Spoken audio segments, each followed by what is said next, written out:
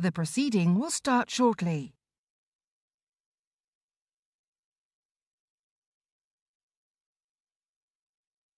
The proceeding will start shortly.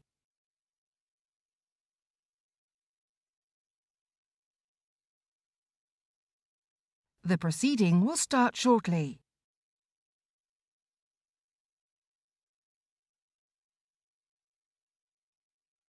The proceeding will start shortly.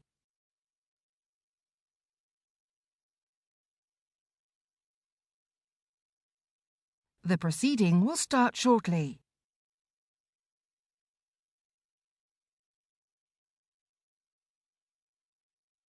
The proceeding will start shortly.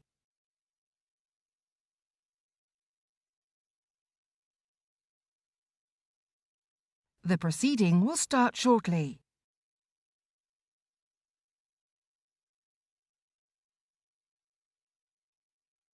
The proceeding will start shortly.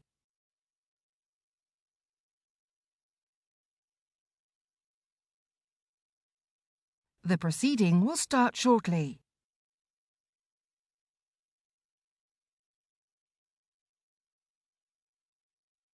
The proceeding will start shortly.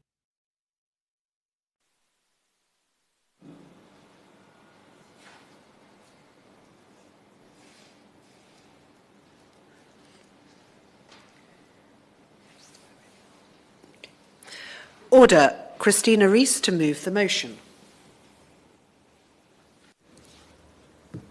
Thank you, Dame Maria. It's always a pleasure to serve under your chairmanship, or should I say chairpersonship. I'm honoured to deputise for my honourable friend, the member for Gower, by reciting her excellent speech to open the debate. She was scheduled to present this petition on behalf of the Petitions Committee, but has duties elsewhere. To use a rugby analogy, Dame Maria, because as you know, my honourable friend, the member for Gower, is a rugby player, I have come off the substitutes bench to replace my honourable friend. But that's all I'm saying about rugby, having spent the train journey to Paddington this morning with lots of very happy French rugby fans who got on the train at Cardiff, still celebrating their victory over my beloved Wales yesterday. I beg to move that this House is considered E-petition 608237, relating to prescription charges for people with chronic or long-term health conditions. On the 6th of March last year, the Honourable Member for Gower opened a debate on E-petition 594390, relating to prescription charges for people aged 60 or over. And I must say that many of the issues covered then are also applicable here. I want to pay tribute to petition creator Mia, who spoke to the committee recently about her motivations behind starting it. Only in her 20s, Mia is already feeling the impact of prescription charges for medication she needs to alleviate her MS symptoms. And being diagnosed so young, with the situation as it currently is, she faces paying for her medication for decades. Following her diagnosis, Mia has become part of an extensive online community of people with long-term and chronic health conditions. The common feeling of exasperation at paying for medication inspired her to create this petition. Based on these conversations, Mia listed a number of conditions in her petitions which are not exempt from prescription charges, including MS, endometriosis, IBD, POTS, depression, anxiety, and Ehlers-Danlos syndrome. Other conditions that are not exempt and have been the subject of their own e-petitions include cystic fibrosis, sickle cell anemia, Crohn's and colitis, and not a specific condition, but rather a group of people who have undergone organ transplantation. For many of the conditions included in MIA's non-exhaustive list, there is no gold standard medication that alleviates symptoms completely. Mia spoke to me about having to try new medications often, knowing full well that they may not work, but still having to pay for the pleasure. Perhaps to rub salt in the wound, Mia was told that a potential side effect of her chemotherapy treatment for MS could be that she develops hypothyroidism. Should this happen, the hyperthyroidism would make her exempt from prescription charges. I also want to thank Dan, who the committee spoke to about his petition on behalf of organ transplant patients. Dan had a liver transplant after relying on medication since the age of 13 and spent years paying for medication that kept him alive. Now having to take medication to prevent his body rejecting the new liver and allowing him to go back to work, he still faces paying for prescriptions. The crux of the issue lies in the MedX certificate criteria. It is astonishing to me that the exemption list of conditions has not been reviewed since 1968, apart from the inclusion of cancer patients in 2009. Treatments have come on leaps and bounds since the 1960s, as has our knowledge of medical conditions that were once unknown or unspoken about. That the exemption list has not moved with the times is quite frankly baffling. The question that came up time and again during conversations about this petition was, why were the conditions on the exemption list chosen over others? This is not to say that these conditions do not belong there, and nobody the committee spoke with suggested that X condition deserved to be there over Y condition. It is rather to say on what basis were conditions chosen, what was the evidence for inclusion and exclusion. I really would appreciate any light that the Minister can shed on this. If the list was based on survivability, then thanks to decades of improved research, this is something that has improved leaps and bounds. To give an example, in 1968, children with cystic fibrosis were not expected to live into adulthood. With medication and physiotherapy, the prognosis is much different to what it was 60 years ago. However, it remains life-threatening, and those living with cystic fibrosis still face paying for the medication that keeps them alive. Research has improved our understanding of chronic and long-term health conditions over the decades, and has improved the length and quality of life for so many. Surely, it is only right that the exemption list grows with this knowledge. The UK government needs to rethink its approach to prescription charges because the consequences of them can be dire. Recently, Donna Smythman has been campaigning for free asthma inhalers following the tragic death of her 25-year-old son, Jordan. Jordan was not able to afford his inhalers, even though he questioned why he had to, given he didn't ask to have asthma. Donna has taken action because she believes that access to life-saving medication, like inhalers, should be a right, not a privilege. Research published in 2023 by the Prescription Charges Coalition found that almost 1 in 10 respondents had skipped medication as a result of the cost. Because of this, 30% of these people said they now suffer with other physical health problems. The committee spoke with Lindsay Fairbrother, a pharmacist, who had conversations with people who were not taking their medication they needed because of the cost.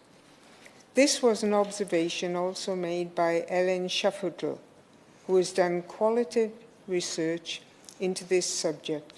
Her one wish for this debate was that we stress the negative impact of people foregoing medicine due to cost. My honourable friend give way? Of course.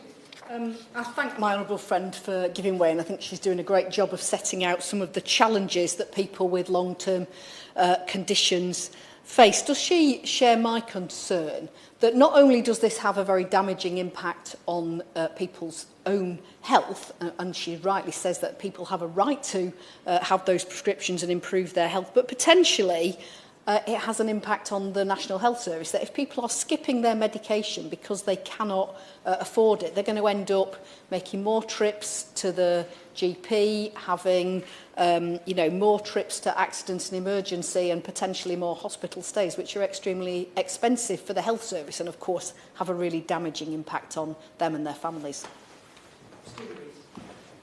I thank my honourable friend for her very important intervention.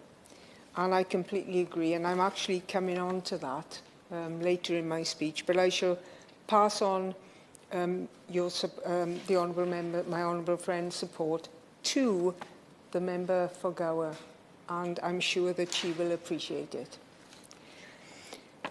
The UK government has stated that the revenue raised from prescription charges goes back into the NHS.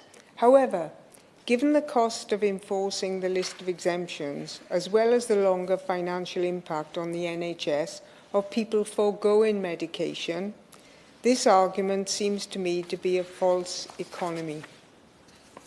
Parkinson's UK have long campaigned for change to prescription charges for the people they represent, and research published in 2018 found that scrapping the charge for people living with Parkinson's would save the NHS money. The written response from the UK government to this petition stated that those with long-term conditions could save money by utilising the Prescription Payment Certificate, the PPC.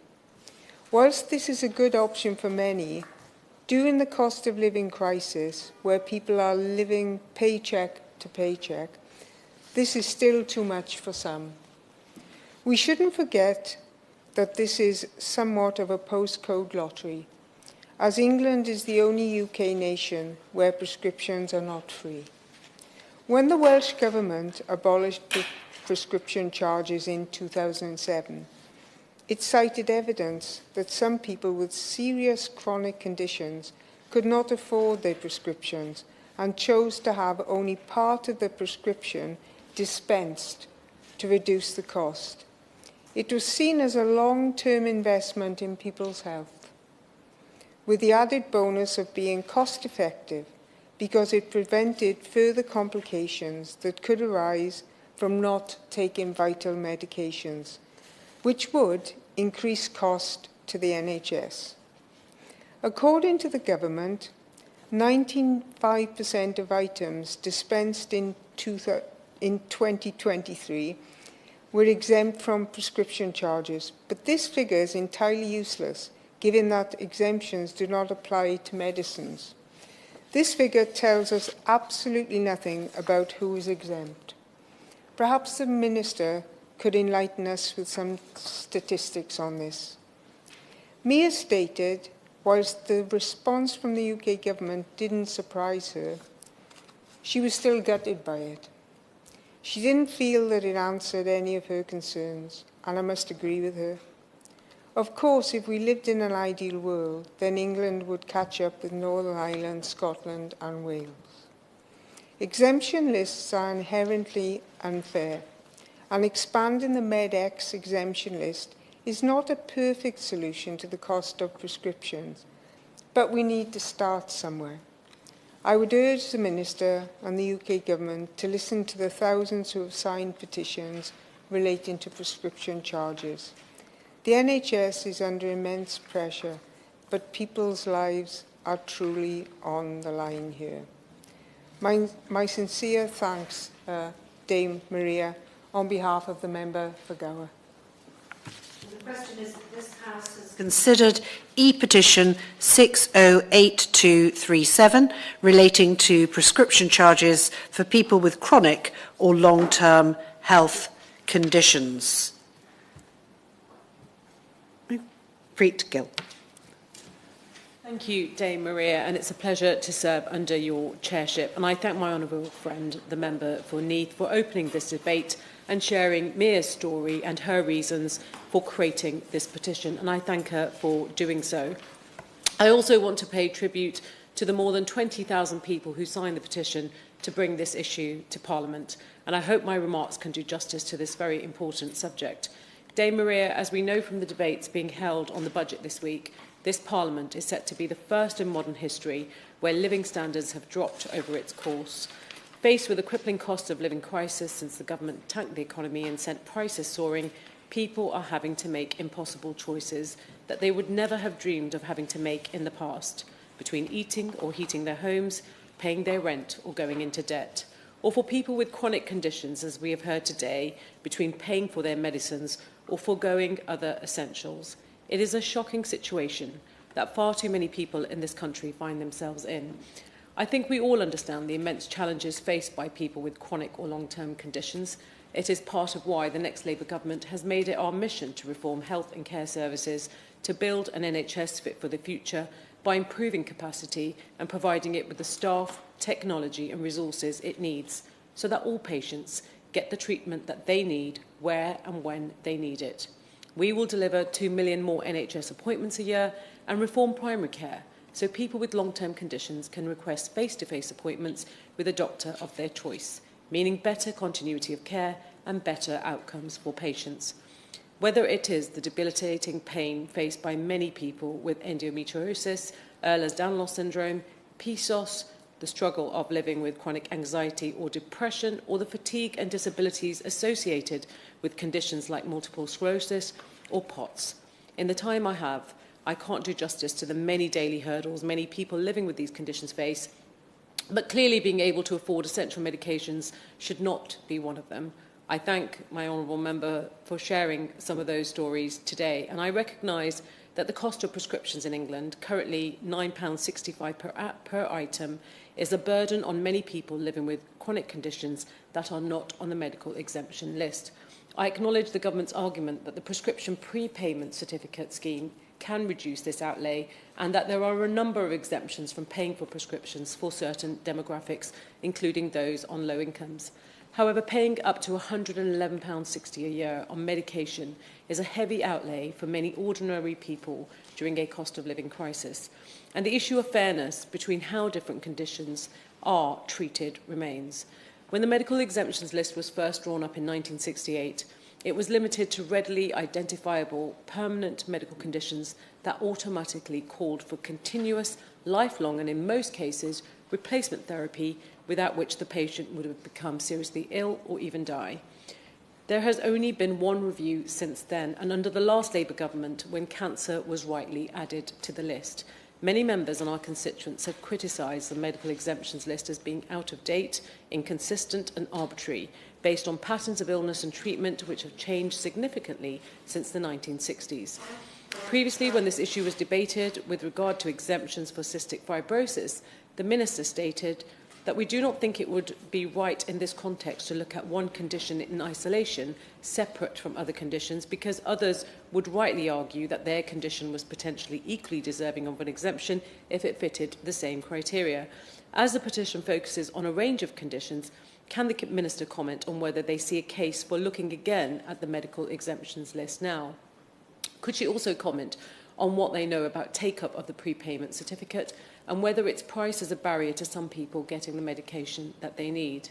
And what assessment has the government made of how the addition of cancer to the medical exemptions list improved outcomes for people with cancer? And does she agree with me that no one suffering from debilitating chronic illness should be priced out of the medication that they need? At a time when the cost of living is continuing to rise, the government should consider what more they can do to support people with these essential costs. Applications to the NHS low-income scheme have surged on the government's watch, up from just over 267,700,000 in 2021 to 361,000 applications in 2022, a 35% rise in a year. This surely reflects the scale of the problem. It is appalling that people have been rationing their own medication simply because of cost. This, of course, isn't just a matter of fairness. Skipping medication risks costing the NHS more money in the long term and putting even more pressure on primary care if someone's health deteriorates. Indeed, last year, when looking at the impact of potentially increasing prescription charges, the government's own impact assessment raised several concerns. These included that some people towards the lower end of the income distribution may struggle to afford all their prescriptions, which can result in future health problems for the individual and a subsequent cost to the NHS. This is concerning, and I would ask the Minister what estimate she has made of the number of people in England who are currently unable to afford medicine and what assessment she has made of the knock-on impact on NHS services which are already at breaking point. Research published by York Health Economics Consortium in 2018 found that removing prescription charges for IBD and Parkinson's alone could save the NHS up to £20 million a year. So what assessment has the Minister made of the economic case for looking at this again? Dame Maria, Labour recognises that the cost of prescriptions in England, currently £9.65 per item, is a burden on many people living with chronic conditions. Prescription charges have risen 34% under this government, and with costs continuing to rise, I believe there are valid concerns about people being priced out of accessing vital medicines. And while I recognise there is a broad system of exemptions from charges, including for those on low incomes, I hope the Minister, I know she would have heard the concerns raised and the representations made by the petitioners, but no one should be forced to choose between paying for their prescription and risking their health. Thank you. Thank you, Dame Maria. It's a pleasure to serve under your chairmanship today, and I'm very grateful to the many members of the British public and also to the Honourable Member for Neath for raising the important issues covered in the E-petition and that we're considering today. I want to really pay tribute to all of those members of the public who've written in with their stories, and I do want to set out exactly what the government's thinking is and what measures are in place to support people with the cost of prescription charges. Now, I want to absolutely express every single one of us has constituents with long-term and chronic conditions who are suffering from financial hardship. I have a number in my own South Northamptonshire constituency and have helped many to get the financial support to which they are entitled. The government is fully aware that the rise in the cost of living has been particularly severe for people who are unable to work or have had to reduce their hours. Long-term and chronic conditions impact a person's career opportunities and put them at a higher risk of becoming reliant on benefits to meet their basic needs. So I hope that colleagues will allow me to set out some facts, and I will of course be happy to take interventions. So the prescription charge, currently set at £9.65, applies to each item on a prescription form and is reviewed annually. This charge has not any link to the cost of a prescribed drug or appliance, or to any of the costs associated with distributing and dispensing the service. Dame Maria, I would like to set out the extent of the exemption arrangements that are in place to provide people with free prescriptions or to limit their cost. Eligibility for free prescriptions falls principally into three broad categories based on age, income, and medical condition. Some of these also provide exemption from other NHS charges, such as dental treatment. First, the age-related exemptions cover all children under 16, teenagers between 16 and 18 in full-time education, and all those aged 60 and over. Second, the income-based exemptions provide for those on a low income. Most are based on receipt of certain benefits, including universal credit. Help is also available through the NHS Low Income Scheme. And then third, with a medical exemption certificate, exemptions also apply to people with medical conditions such as epilepsy, certain types of diabetes, and cancer. The certificate is valid for a period of 5 years, exempting patients from paying for any of their prescriptions.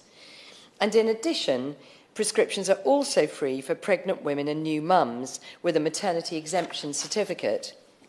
So as a result of all the exemptions available, 89% of all prescription items are dispensed free of charge.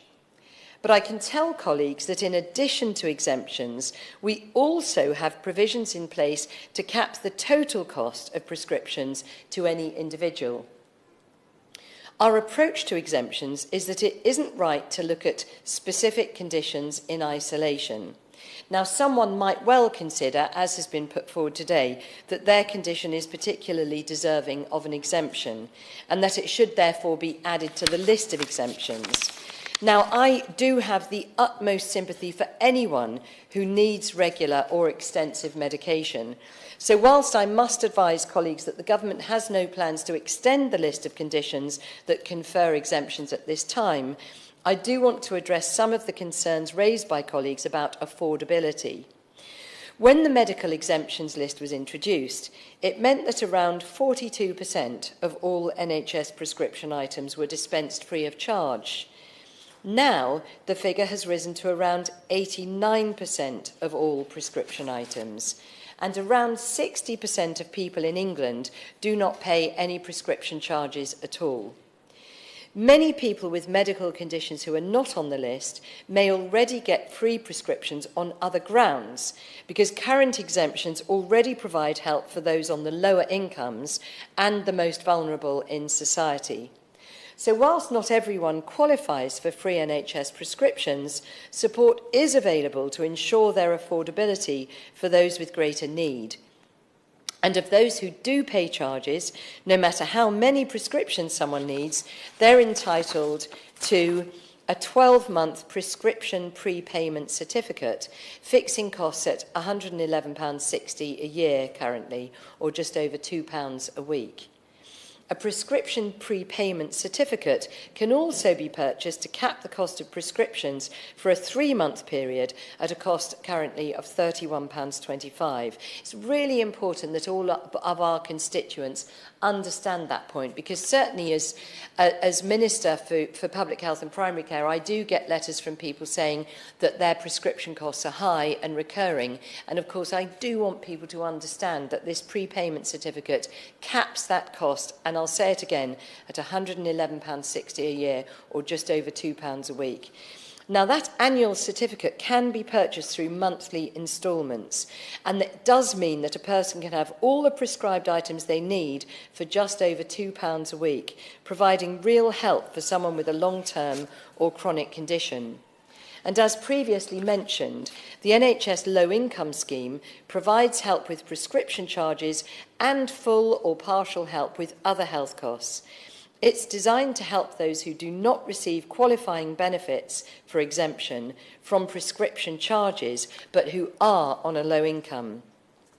And it is, of course, as colleagues would expect, means tested by comparing a person's income with their requirements. Now, Dame Maria, there is no doubt that there are huge stresses and strains placed by long-term conditions on our constituents' lives and on those of their loved ones. People are living longer, which is a wonderful thing, but the truth is those extra years are not always enjoyed in good health. In England, around 26 million people have a long-term health condition that can't be cured but can be controlled with medication or other therapies. 10 million have 2 or more long-term conditions, a figure expected to increase in the coming years. And caring for people with long-term conditions already accounts for over 2/3 of the money we spend on health and social care in England, which in 2022-23 was nearly £206 billion in total. Long-term conditions can also mean reduced mobility, chronic pain, shrinking social networks, and lower mental well-being. People with multiple conditions, in particular, are more likely to have poorer health, poorer quality of life, and, of course, a higher risk of dying early. That's why we're carefully considering how to improve their outcomes in our major conditions strategy. The strategy will focus on tackling the 6 major conditions groups, which account for 60% of ill health and early death in England. Cancers, mental ill health, cardiovascular disease, including stroke and diabetes, dementia, chronic respiratory diseases, and musculoskeletal disorders. And we are determined to ensure that care is better centred around the patient, with more focus on prevention and a holistic approach to support. Turning now, Dame Maria, to some other ways in which the government is providing support, backing people with health conditions who want to work to do so, we do remain committed to bringing down the employment gap for people with long-term conditions, and we continue to support those people to start, stay and succeed in work. That's why we're increasing work coach support in job centres for people with health conditions receiving universal credit or employment support, and boosting the number of specially trained advisors in job centres, offering advice and expertise.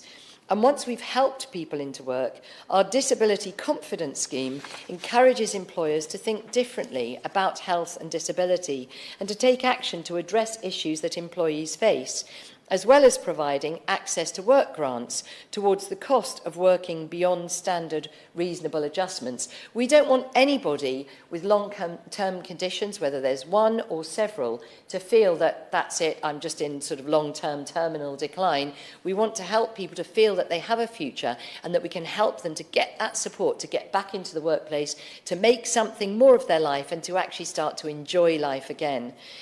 And then, Dame Maria, to help with energy costs, the Energy Bill Support Scheme is delivering a £400 government discount in instalments over 6 months, helping no fewer than 29 million households with energy bills over the winter.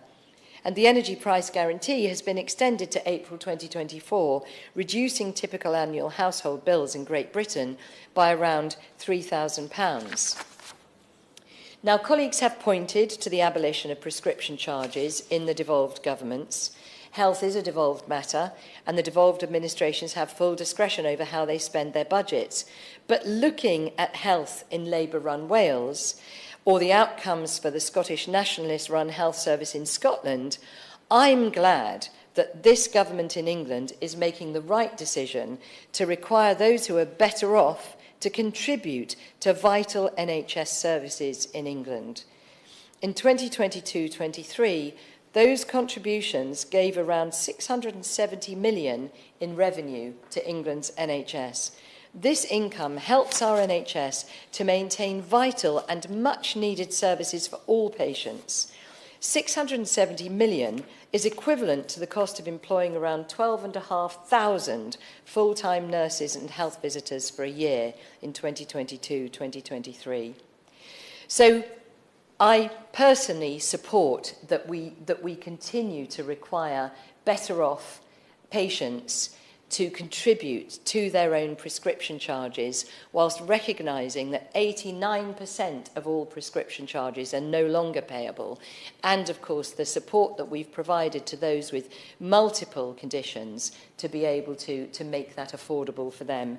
And so I want to thank colleagues for participating in this debate, which touches so many of our constituents, their families, friends and carers up and down the country. And I want to assure all colleagues and our constituents that every penny we get from prescription charges are reinvested into our NHS, and we will always keep support in place for those who need it the most. Thank you. Procedural to wind up. Thank you, Dame Maria. And on behalf of the Honourable Member for Gower, I'd like to thank my honourable friend for her very important intervention, the opposition spokesperson and the Minister. And I'm sure that my honourable friend, the Member for Gower, will read about this debate in Hansard with grave interest. And last of all, thank you, Dame Maria. The question is that this House has considered E-petition 608237 relating to prescription charges for people with chronic or long-term health conditions. As many as are of that opinion say aye. Aye. Of the contrary, no. I think the ayes have it. The ayes have it. Order, order. And the sitting stands adjourned.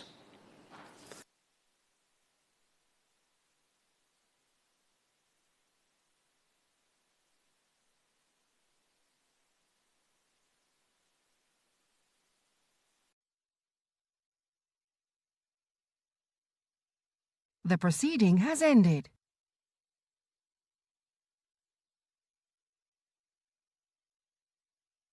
The proceeding has ended.